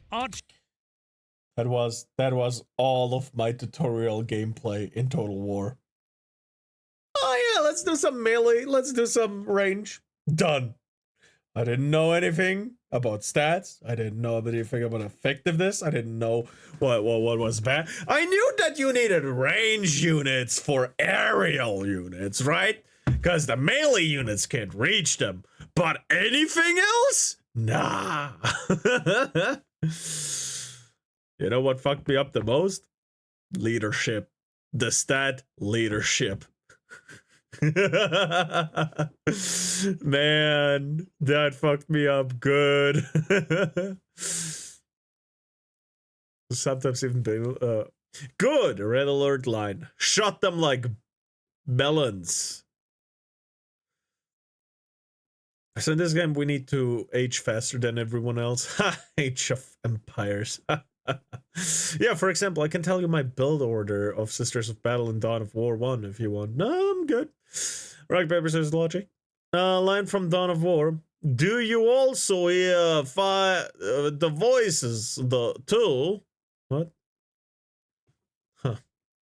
And their variations like longbowmen are great generalist units that get better in large numbers, but their main weakness is cavalry. So by adding a supporting squad of spearmen to your archer mass, you're protecting your archers from their main weakness. It's also an army composition that's really easy for new players to control, as your archers and spearmen want to be sticking together basically all the time regardless, so there's very little disadvantage to just slapping your entire army into the same control group and controlling it as one big giant blob of damage. It's certainly not unbeatable, and most players above a certain rank will know how to counter it, but it's still an effective composition that can be easily defaulted to for new players as they learn about the rest of the game. Feel free to experiment with all the other units, of course, especially knights, because knights are busted, and as the game goes on, you also have the option to swap out the archers for crossbowmen and the spearmen. They also hear the voices too. Chaos Space Marines, am I right? Yeah, those fucking horny types. Double the meaning for upcoming. And for man-at-arms, but when you're in doubt and you want to not lose, archer spearmen can be your reliable army comp. So, you have an army, what do you actually want to be doing with it? Like, let's say you made an army and your opponent didn't. What's the best way to take advantage of that? Well, remember what you're supposed to be doing with your base. Always make more villagers until you have 100 or more, and keep those villagers working as much as possible. This tells us how we can do damage to our opponent's economy. Attack their villagers. Out of position villagers. Oh, my favorite. By the way, yes, I am aware that the objective of this game is to exploit your own people in order to commit war crimes. Only the baddies. This is called economy damage. In RTS, I hear heresy. Inquisitor, execute this man. Oh, well, let me fix my freaking blanket. I'm not getting any warmth right now. There we go. There we go. yes, all your units and buildings have health bars, but you don't. So it helps to think of your economy as your health bar. Villagers going idle, or town centers going idle, or villagers getting killed by enemy units damages your economy and puts you further behind. In a 1v1, you can think of the villager count between both players as the score that determines who is currently in the lead. This is true for basically all worker-based real-time strategy games. Your goal with your army is to kill your opponent's workers and protect your workers by fighting off your opponent's army. If your opponent's army is attacking your workers, but your army isn't there to defend, pull your workers back to the safety of your town center and garrison them if needed, because your #1 priority is to stop your opponent from killing your workers. Now, if you do lose workers, don't immediately surrender. Upcoming on me, please. Yep. Well, bad news for women on the chaos side of things. Demonculabas.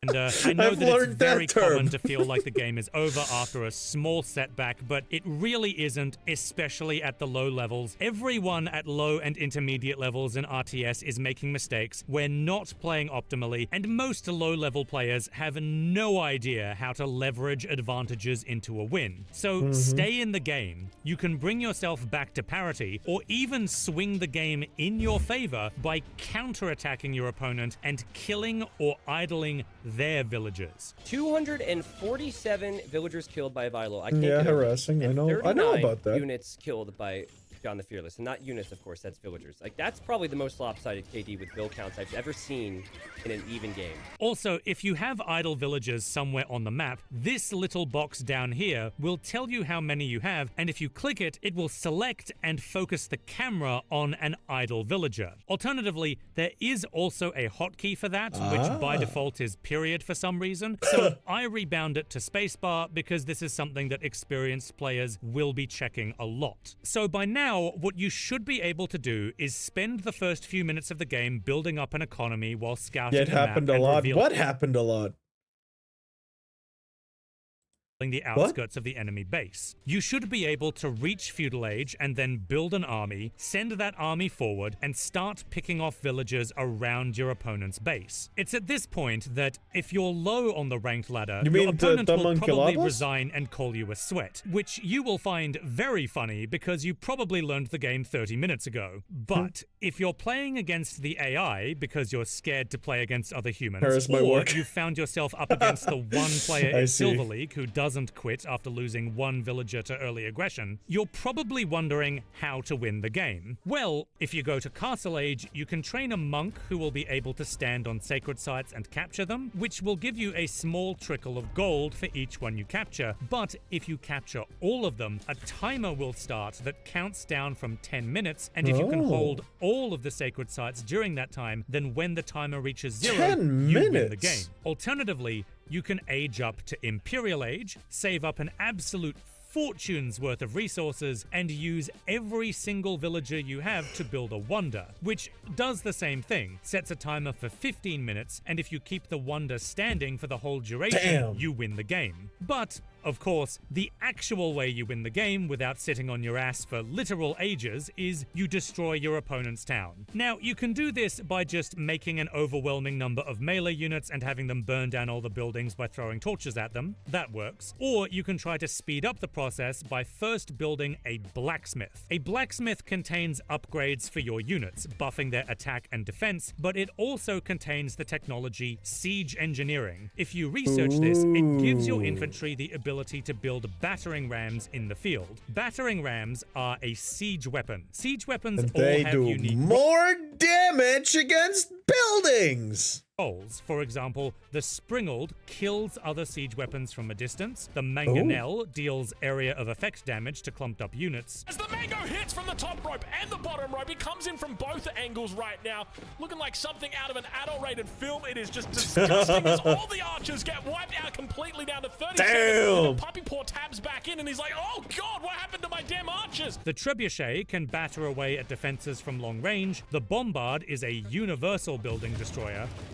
The Rebaldaquin is irrelevant and desperately needs a buff. The Nest of Bees is annoying as fuck and needs to be removed from the game. And the Culverin basically does what the Springald does, but better, and also it's way cooler because it's a fucking cannon. The Battering Ram is exclusively an anti-building weapon, so you can use these to help you flatten the enemy base. Just make at least 2 of them with your infantry, attack move them into the enemy base, and protect them with your army as they take out buildings one by one. Now, this obviously doesn't work in every situation, but if you've managed to run circles around the enemy base and kill lots of villagers and wipe their army, and they're far behind but not quitting for some reason, this is how you brute force to a swift win condition. If you can do this to at least the intermediate AI, get to feudal age, pressure with an army while building up your base, and finish them off with rams, guess what? You're actually good enough to play against human opponents. You could, if you wanted to, turn off this video now, download Age of Empires 4, run a couple skirmish matches to get the hang of the build order and play pattern, and then take that onto the ranked ladder. From my experience watching my friends learn the game, and from content creators in the community who showcase low-level games, I can confidently say that simply knowing a build order will probably put you in Silver League at the very least, and if you're confident with your play pattern, then you can climb as high as gold, which is where the average player typically is on the ranked ladder. And if you did that, it would make me very sad because it would hurt my video's retention time, and also because if I stopped the video here, the entire Age of Empires I'm seeing nothing complicated here. Is this really that I will explain to you every single little detail in Destiny's building, you little piece of shit. That's the equivalent here. I will explain to you stat mechanics, armor grinding, weapon selection, mods, weapon effects. You motherfucker, how to do a ability cycle. You piece of shit. Is my brain just hardwired for this shit? Look, you already got into this. You're already a veteran. You maybe don't remember what it was like at the very beginning. I've been playing Destiny, or I was playing Destiny for over 10 years. 1 and 2. Yet, I will struggle with this because of that. Joke's on you! I'm into that! Yeah, I know, but the difference. It's like, you were like, is it that complicated? And no, if you strip it, no, it's not. If you get bare bones advice like this, no, it's not. But again, this is 1 hour into a video that explains the bare bones of the game.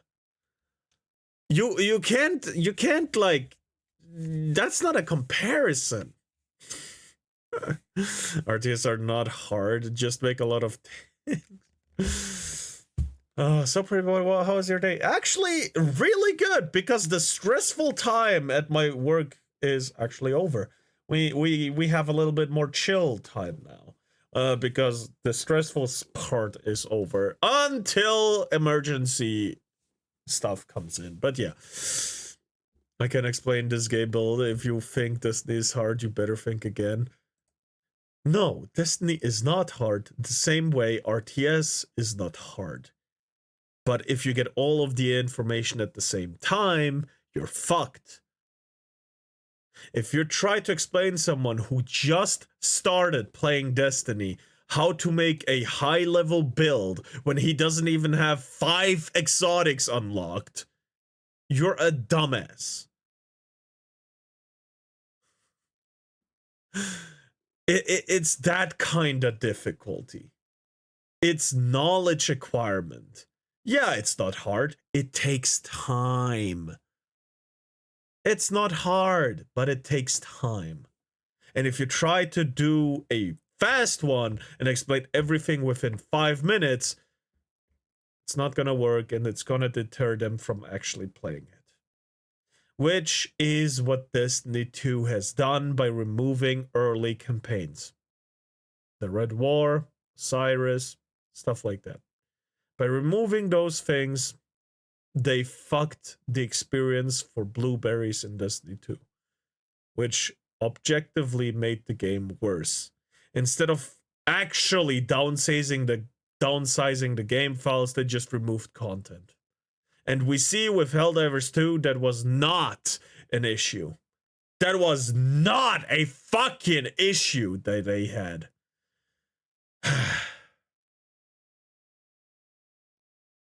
I can't understand how you were able to play Destiny for 10 years. I got bored in 30 minutes.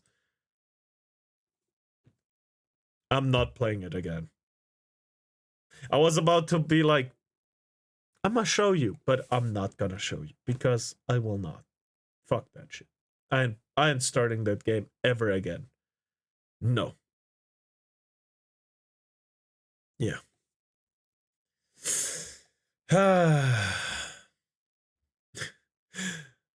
Or sooner or later you will be one of us. RTS will make a lot of tanks. You will play RTS. You will be one of us. One of us. One of us. Oh, they got rid of the entire level shit. What kind of stupid bullshit was that choice? Also, yeah, hold on. Timeline of Destiny 2, just real quick. Red War. Then I think it was Rasputin.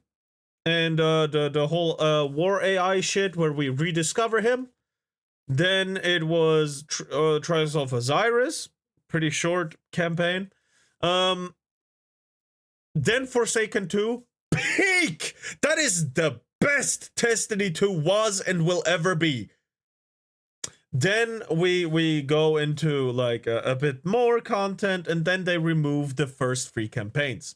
They removed the Red War. They removed the Rasputin arc. They removed Osiris as a story, as a campaign. And then, way later, after Final Shape, that is, 2-3 years later, they reset everyone's level and power level as well. So we started from 0. And the cap was at 100 or something, or 200. Which to me was bullshit, because big number was the only satisfying part Destiny still had for me. And they took that away. And I hated it. Yeah. That's pretty much my experience with Destiny. Good, don't play Destiny. Play Borderlands instead. 2 and pre-sequel. I played 2, it was boring to me. I get to say it back to you.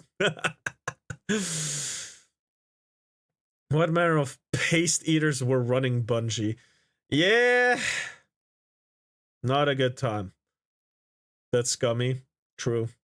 And now that we have Helldivers 2 that actually proved that the file sizes could have just been made smaller, because at the time when they deleted stuff, Destiny was like 130 or 150 gigabytes big, and they downsized to 80 gigabytes by deleting the stuff, by saying, yeah, we put it in the vault, which is absolute bullshit, but yeah. Yeah. Cannot play Destiny because I don't have PS Plus. That's fine, don't play it.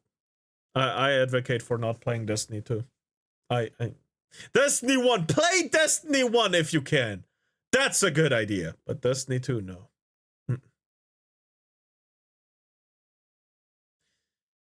If I could, I'd even pay for it. Activision, please make a Destiny 1 PC port. I'd pay for it. I wouldn't mind starting a new character. I wouldn't mind starting at 0, at scratch. I wouldn't mind. I would do it. I wanna play Destiny 1 again. Imagine starting from scratch. Oh, the bliss. But no, that will never happen. I hate Bungie because what they did to my PlayStation exclusives. I don't know about that. But yeah, that's my opinion on Destiny today. It was Destiny 1 is and was my all-time favorite game. I was devastated when they announced Destiny 2. I hated them for it. I didn't play Destiny 2 until a year or two later. Yeah, Helldivers 2 going from 130 gigabytes to 23 gigabytes is insane. Wonder why other games don't do that. Oh, I forgot. They're lazy and only care for money. Yes. Oh, not. I have better game than Destiny 2. It's called The First Descendant. Destiny 1 has it by miles. I do not care what people say. Destiny 1 has it by miles because it's fun. Yes, it was broken at times, but that made it even more fun. Do you know after the best DLC that there was in Destiny 2, what the funniest thing was, or the funnest thing was in Destiny 2? It was a glitch that let you make hybrid weapons. You had snipers that shot shotgun shells. You had grenade launchers that shot shotgun shells. You had swords with double egress on it that made you zoom around the map. You had snipers that shot like auto rifles that shot like snipers, and that broke the game. You could make a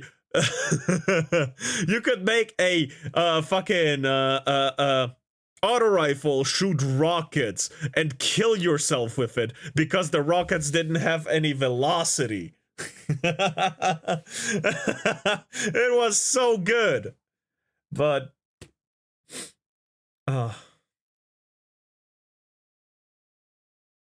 was the last time Destiny was actually good. A game-breaking glitch that destroyed the game for a good week. And before that, it was a bug that gave you double rewards on a Nightfall. And that finally gave them ideas to actually make better rewards for doing something. Which, to me, is just sad. Because if double rewards was, you know, all it took to get people back, that they didn't do it earlier, just... Anyway.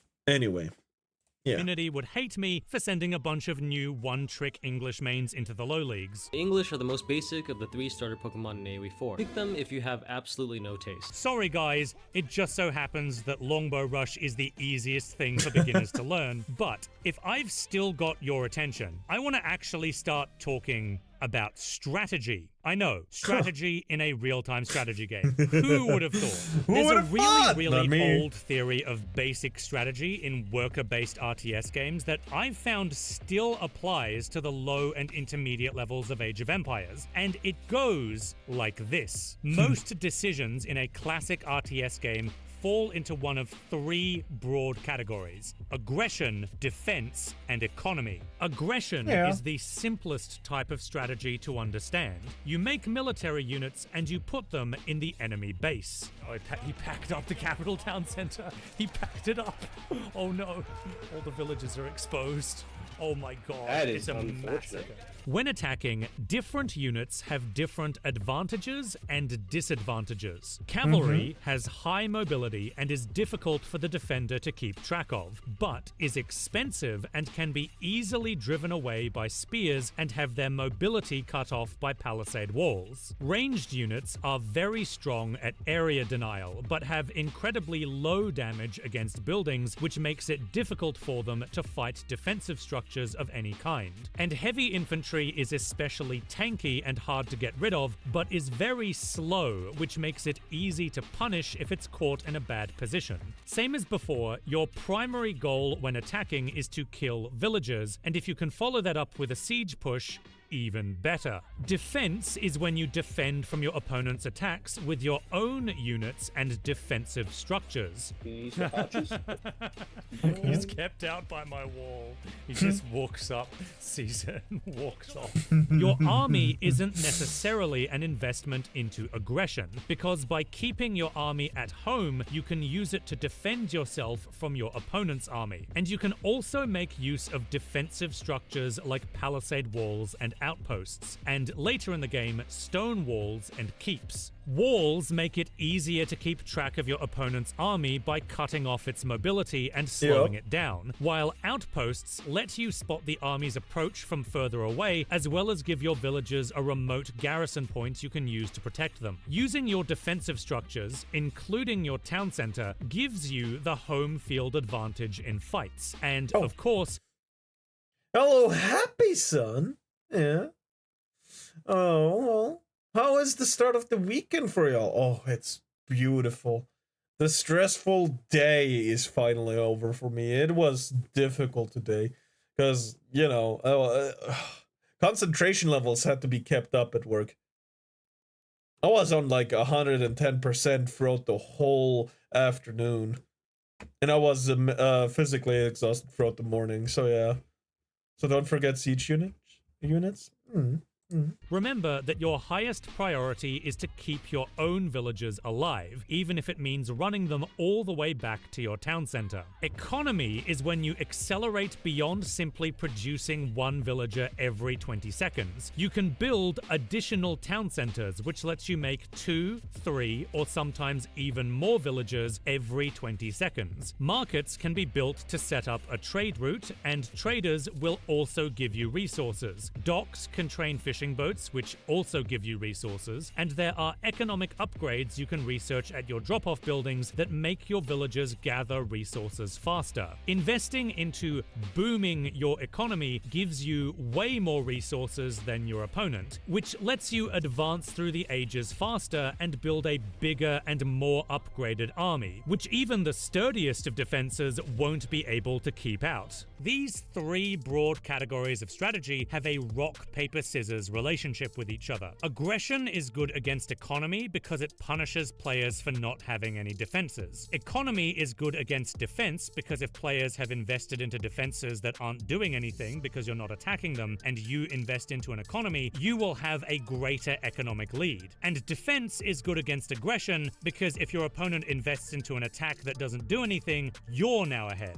If you're playing solitaire with your base and losing because people are attacking you, it's not because the game is all about aggression. It's because you're using a strategy that gets hard countered by all-in aggression, and what you ought to do instead is try defending yourself. Similarly, if you're doing nothing but if you're getting attacked, just defend yourself. has the same energy as if you're homeless, just buy a house. Relentlessly and your opponent is keeping you out of their base by turtling, it's not because this is a turtling game. All-in aggression simply gets hard countered by turtling, and what you ought to do instead is try booming your economy. Now that's not to say that RTS is just an elaborate game of rock, paper, scissors. There are two major things that make the strategy in this game incredibly dynamic. The first is scouting. RTS is not just a multitasking genre. I know. It's an information. I said it has the same energy, not that it's this equivalent.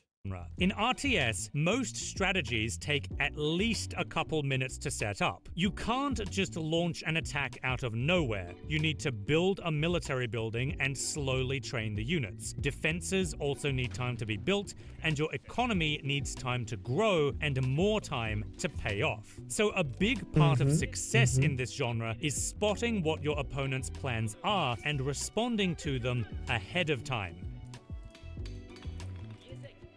Hey, you didn't miss much. Oh, just a little bit of explanation. Base. Are stable. Fuck me.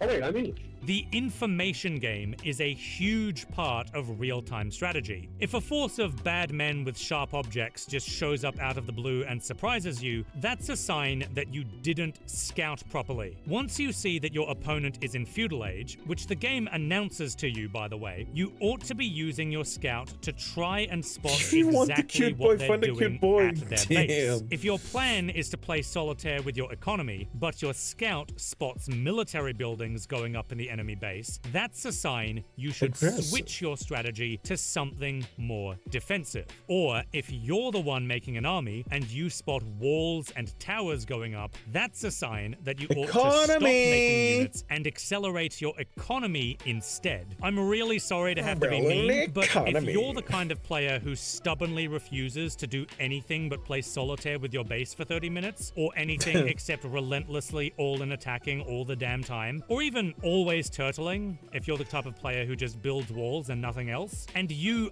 aren't adapting to what your opponent is doing, that's not you having a playstyle. That's actually just a bad strategy. The second thing that makes real-time strategy dynamic is that these broad categories of strategy are not mutually exclusive. Strategies in RTS can be a mix of any of these three categories. Your villagers will give you far more resources than you need to simply keep one town center queued and to build the houses you need. And the excess resources they give you back can be divided in any proportion that you want. Oh, fuck off, Mad Chemist. That's just fake news. You're not much better.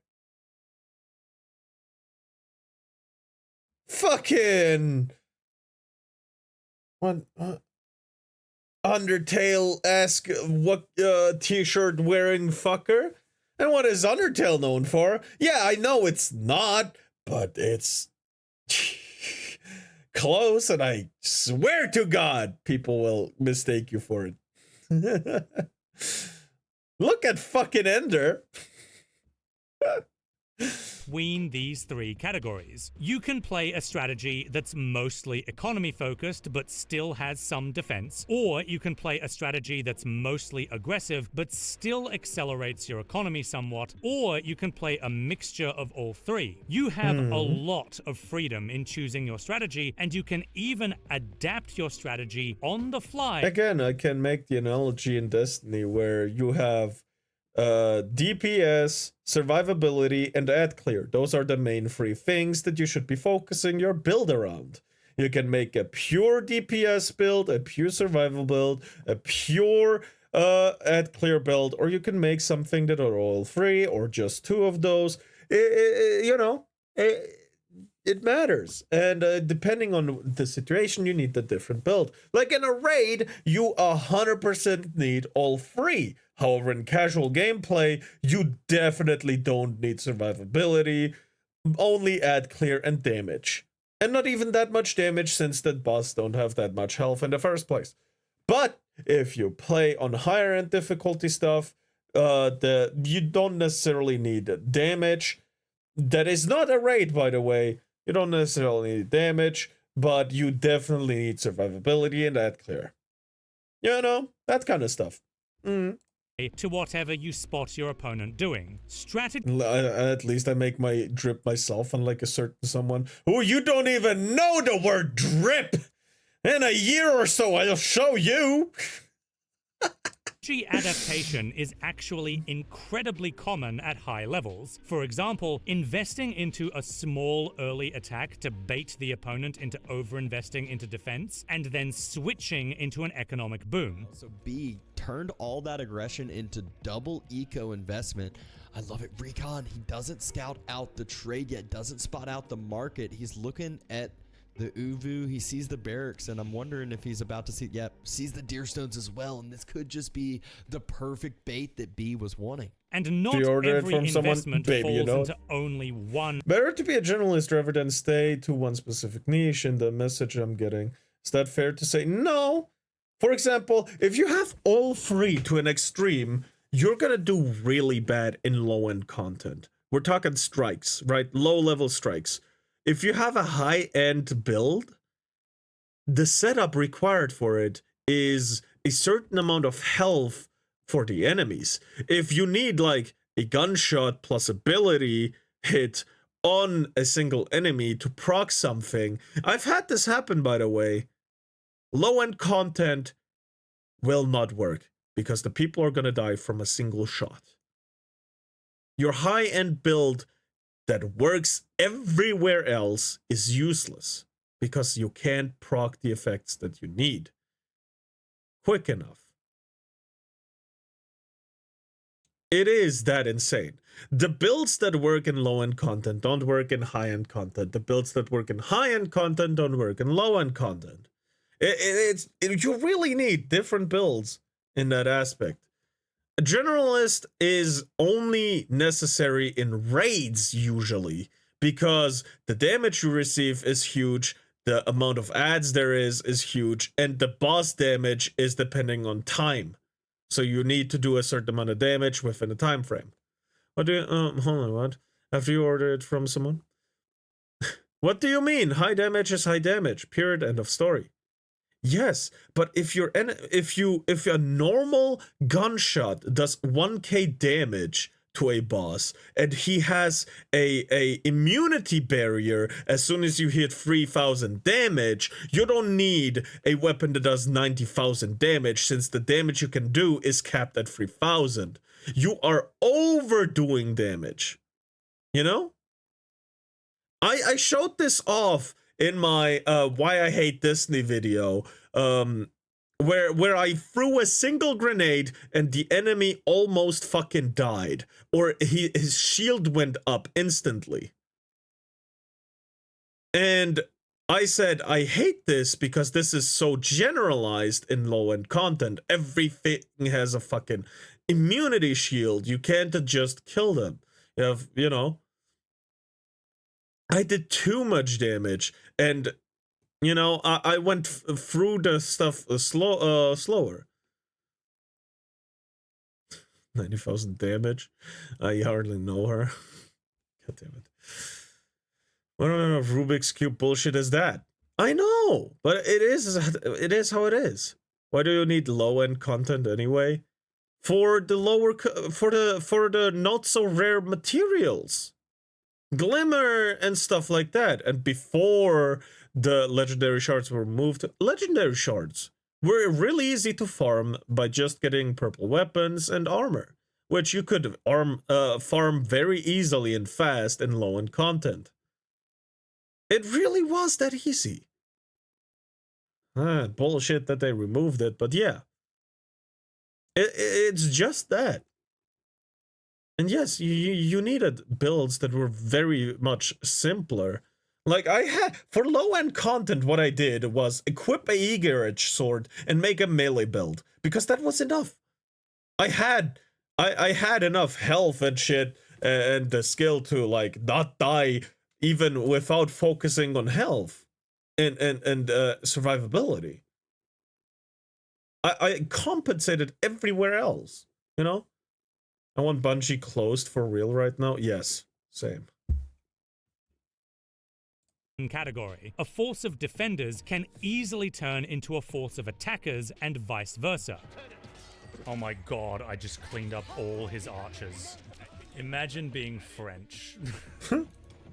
Oh, I can't imagine it. An economic structure like a town center can be placed in a risky location where it's difficult to defend, or it can be placed in a much safer location that's more defensive, but perhaps doesn't boost your economy as much. Man, the English flank went triple town center in his base. But I just love how like hyper defensive these three town centers are. This guy was taking no chances. So this ought to inform your decision making when playing an RTS. If you see that your opponent is planning an attack, build the appropriate defenses and defensive counter units. If you see a lot of enemy villagers on gold or stone, that's a sign your opponent is planning to invest in either their economy or technology. In which case, your best option is to attack them. You can attack attack them with a small raiding force, which will be effective, or you can go all in on a big attack, which can severely punish them if they're not prepared. Although, an all-in attack takes longer to set up, which means your opponent will have a greater opportunity to respond. And finally, if you see your opponent playing defensively by building early walls and outposts, respond by building a second town center and doubly invest in your own economy, accelerate ahead, and then use that economic and tech advantage to overpower their defenses with a bigger and more upgraded army. Your scout is basically your most valuable unit in the early to mid game, which is why if you accidentally run it under a town center and it dies, you ought to train another one from your town center or stable. Yes, it might mean you'll have one less villager, but the information is worth more. If you find yourself up against one of the people who closed the video after the previous section and are currently stomping Silver League with their longbowmen, choose French, perform this basic night rush, clean up their longbows, and crash your cavalry into their woodline. The last thing that I want to say about strategy is never assume that it's a one and done affair. Sure, you might have spotted an enemy attack ahead of time and successfully defended your base, but he's gonna come the game again. still isn't over, and both you and your opponent still have an opportunity to either double down on or switch your strategies. If you're in the position where you successfully defended an opponent's attack, your opponent still has options. They can either double down and come back in a couple minutes with a bigger attack, or they can switch into accelerating their economy instead. But you still have the advantage, because if you've successfully defended your base, you probably still have units hanging around that counter their units, as well as some defensive structures. So, what do you do? Well, if they're planning to try again with a bigger attack, then you still need to invest more into defense.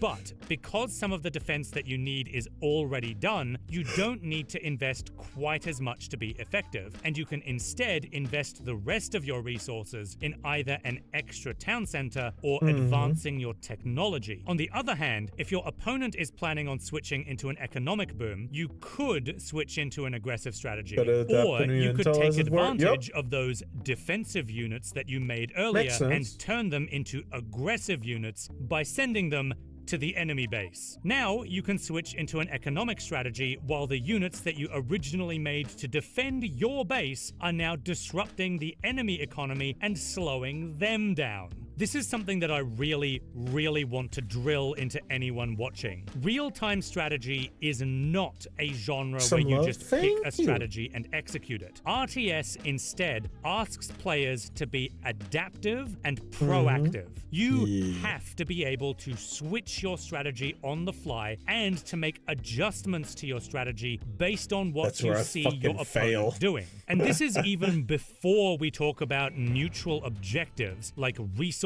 deposits, relics, sacred sites, choke points, and other high priority locations on the map. When RTS is at its best, it becomes this elaborate free-form dance between you and your opponent, where the value of your options, the structure and pace of a match, and even the specific objectives you're both fighting over are completely dynamic and determined by the both of you organically. Boars are the strongest source of food on land maps, but they're also usually way outside of players' bases in dangerous no man's land, where if villagers are gathering from it and they get spotted by cavalry, lost units because control can negate that damage for several opponents. Hang on, going to get me pills. Long run back to safety. So if a player wants to make a gamble for the boar, they can, and there are matches where players fight tooth and nail over who gets to gather the boar, but at the same time, there are also matches where neither player goes for the boar and it never gets involved at all. Same goes for relics, I a advocate very for strong boar source lives. of gold, but in order to capture them, you need to send a vulnerable monk unit out into no man's land.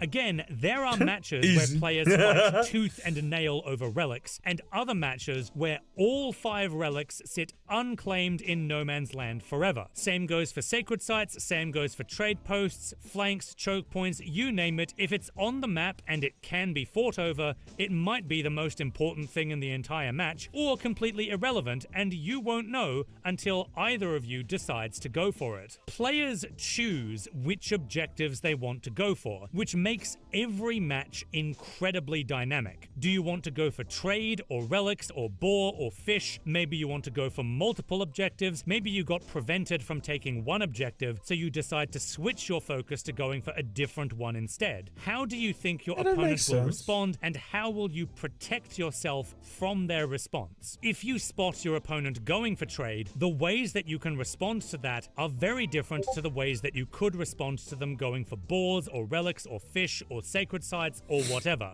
Building up your economy in this game doesn't just mean building a second or a third town center and saying, "Come at me, bro." Just like there are many different ways to be aggressive and many different ways to defend yourself, there are also many different ways to accelerate your economy, centered around various totally optional neutral objectives that only need to be fought over if players choose to go for them. Even going for Castle Age or Imperial Age is a decision that players have to judge and commit to. Sometimes players basically skip over Feudal Age and go straight to Castle Age, while other times they spend almost the entire game fighting in Feudal Age. Sometimes Castle Age fights go on forever, while other times it's a race to Imperial Age. Sometimes matches are absolute slugfests where both players are throwing wild haymakers at each other constantly. Sometimes they're delicate back and forths, sometimes they're highly tactical tests of positioning and timing, sometimes matches are staring contests between two players building up their bases while barely interacting with each other at all, both waiting for the other one to make the first move. Even if this game only had a 1v1 mode, it would still be incredibly dynamic and fun and have an amazing amount of variety. The fact that it has all of these other ways to play as well is a huge, oh my god, ginormous, absolutely big bonus. But no one fights in the Dark Age? Hold on. But no one fight in Dark Age. Want to know why? Is it because they can only make like 2 or 3 different units? Is that why? So let's say you've run some skirmish matches against the AI, or matches with or against your friends. Maybe you've even taken your chances in quick match or even the ranked ladder. You've maybe run a build order, maybe you've tried playing aggressive or playing defensive, building tall or building wide. You've experimented a little with multitasking, and you're, getting the hang of this whole RTS thing. So what's the best way to learn and not feel like you're just grinding away in yet another rat race to get good at yet another video game? Muscle memory is a crucial part. They cannot make units outside of Scout and Worker. Well, there are a lot of things to do in most good RTS games. No, they can make longbowmen with the house, no?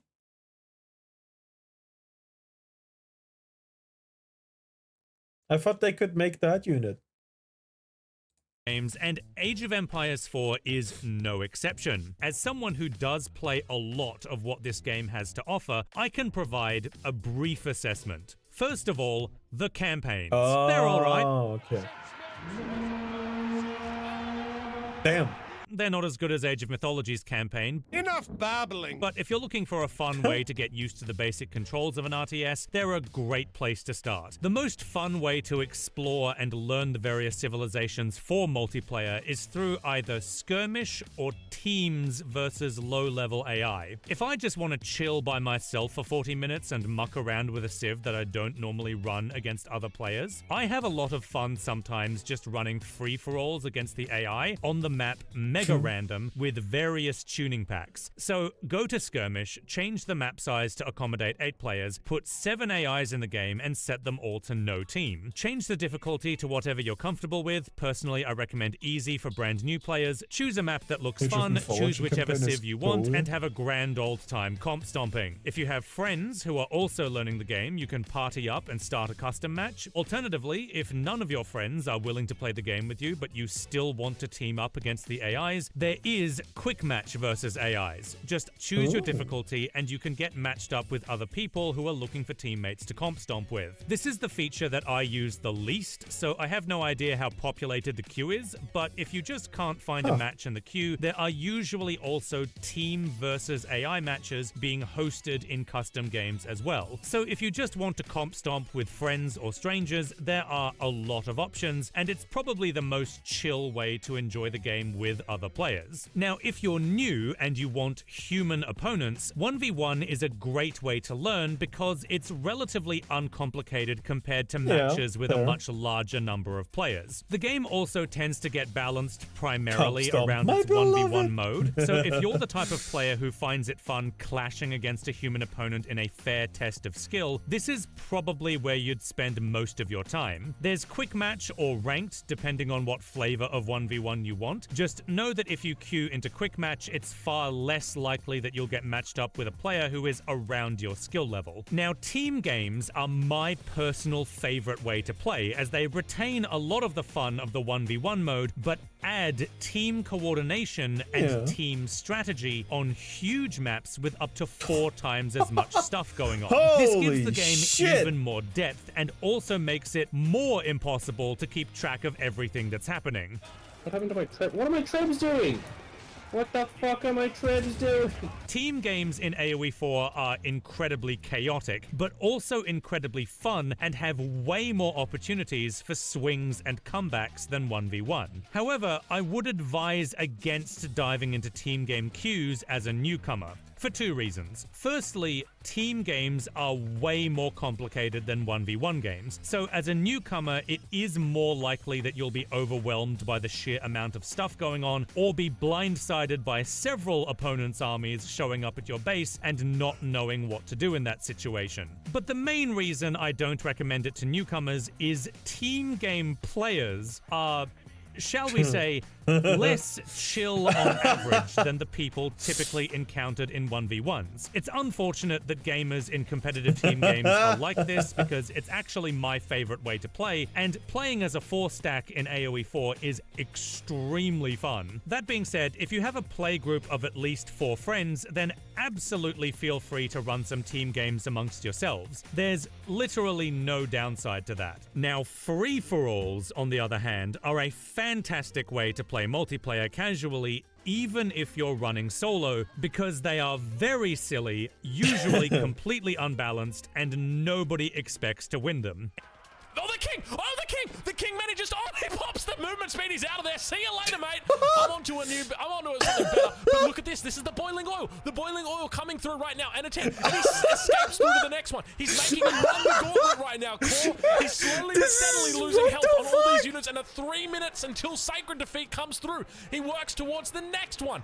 He's only got 1 more keep to go. No, I'll take it back. He's got another 2. But the boiling oil. Look at the boiling oil. It works. It's working. It's actually working. The madman is doing it. It's also very funny when you're just chilling in your own little corner of the map and there are several people molding in chat because of some shit happening somewhere else that you can't see. As for playing modded game modes, they're very fun and I highly recommend getting into them even if you're a brand new player. If you're interested, you don't have to do any finagling to get mods to work, as this game has inbuilt mod support that can be accessed from inside the game itself. So that's my brief assessment of the modes in Age of Empires 4. Okay. If I missed any, then the AoE 4 community is free to cry about it in my comment section or on the subreddit, where it seems like they cry about everything. Cry about it! Final thoughts? Depending on how much traffic the YouTube algorithm bestows upon this video, I imagine there might be a few opinions about my approach. And that's fine. I'm not, like, married to this method for onboarding or anything. My primary goal is, Well, honestly, to just get more people interested in one of my favorite video games. Fair. But my secondary 100%. goal is to try and push back on how people typically talk about PvP multiplayer in RTS discourse. So much of the discourse is centered around the PvP being too hard, or too fast, or too complicated, or too competitive, and suggesting ways in which it could be made simpler and easier, or else saying just scrap the PvP entirely and focus exclusively on single player. But RTS games have been made that have multiplayers which are simpler, easier, less punishing, and less complicated, and that doesn't stop people from complaining that the entire genre is too difficult to get into. And that's beside the fact that there do exist PvP multiplayer genres that are just as, if not more complicated, fast, and competitive than real-time strategy typically is. And they don't seem to have the same problems. A hyper-competitive multiplayer in one game doesn't kill the entire genre for a decade. A lack of quality doesn't kill the genre for a decade. Very few people complain about a lack of innovation in first-person shooters because they're all about moving around with WASD and clicking on targets with a mouse. I look But at that's these what a two shooter facts, is. the fact that there was an effort to make RTS games more accessible, and that the supposed problems that killed RTS games never seem to have that same effect on other genres, and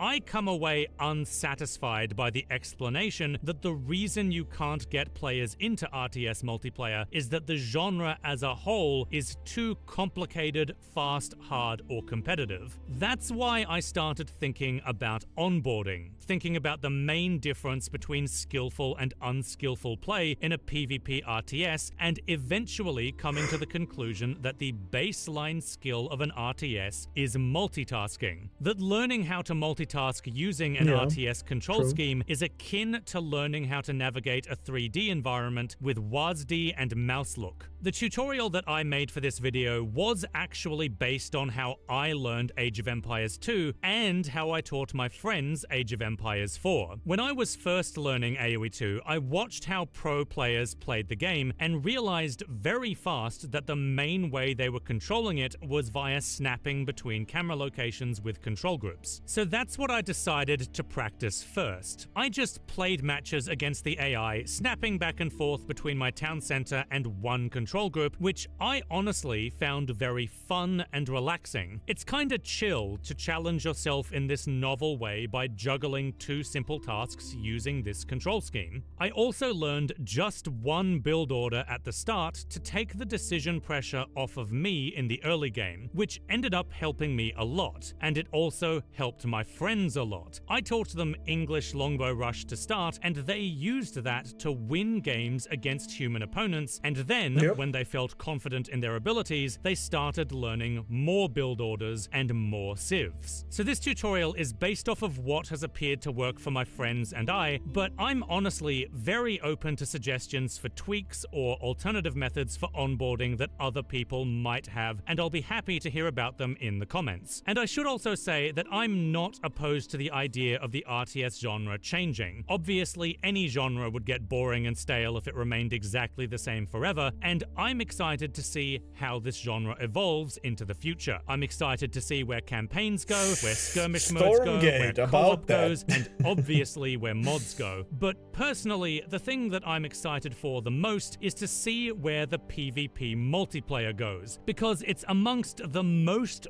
fun I've had playing video games, and I'm very happy I gave it a try. Thanks very much for watching this whole video. If you'd like to see more Age of Empires 4 content, I can recommend the creators Aussie Drongo, Age of Noob, Beastie Cutie, EGC TV, and Chili Empire as the best places to start exploring this incredible community. And if you enjoyed this video, then please remember to not smash that subscribe button, because I'm actually a book reviewer. True Gamer Hours. And after this video, I'm going right back to reviewing books. Bye. Could have fooled me.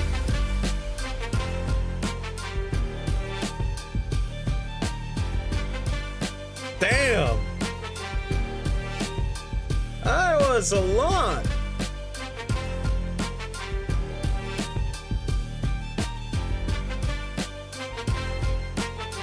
Holy. yeah. This was a lot of fun, for sure. This is so cringe. That was longer than I expected. Yeah. I mean, it was a 1 hour, 25-minute video, but yeah, it was fun to watch. Definitely, like, I won't subscribe since he's a book channel. But yeah, check this dude out if you want book content. And yeah, I'm a link. This was mad fun to watch though. I did enjoy myself, and especially the comparisons I drew to my past. Anyway.